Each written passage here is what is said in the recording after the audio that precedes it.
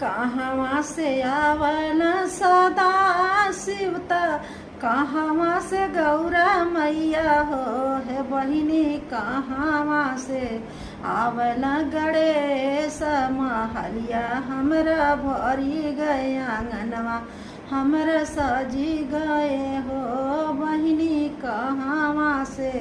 आवल गणेश महलिया हमरा भरी गया आंगनवा, हमरा सजी गए हो। पर्वत से आवल सदा शिव, सथवा में गौरा मैया हो, पर्वत से आवल सदा शिव, सथवा में गौरा मैया हो है बहिनी, गोदिया में गणपति लला नावा आंगनवा, हमरा सजी गए महलिया हमरा भरी गए हो ललना है बहिनी, गोदिया में गणपति लला नावा महलिया हमरा भरी गए आंगनवा, हमरा सजी गए हो।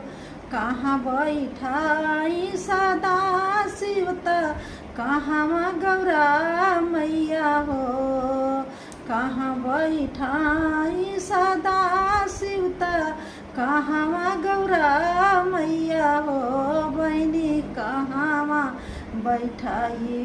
गणेश महलिया हमरा सजी गए आंगनवा, हमरा सजी गए हो बहिनी, कहाँ बैठाई गणेश महलिया हमरा भरी गए आंगनवा, हमरा सजी गए हो। मंदिर बैठाई सदा शिव, आंगना में गौरा मैया हो, मंदिर बैठाई सदा शिव, आंगना में गौरा मैया हो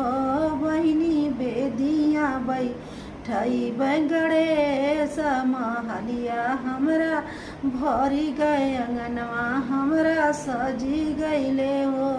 हे बहिनी, बेदिया बैठाई गणेश महलिया हमरा भरी गए आंगनवा, हमरा सजी गए हो। काई चढ़ाई सदा शिवता, काई गौरा मैया हो, का हम चढ़ाई सदा शिवता, का हम गौरा मैया हो बहिनी, का हम चढ़ाई गणेश महलिया हमरा सजी गए आंगनवा, हमरा भरी गए हो बहिनी, का हम चढ़ाई गणेश महलिया हमरा भरी गए आंगनवा, हमरा सजी गए हो। भंगिया चढ़ाई सदा शिव, चुनरी गौरा मैया हो, भंगिया चढ़ाई सदा शिव,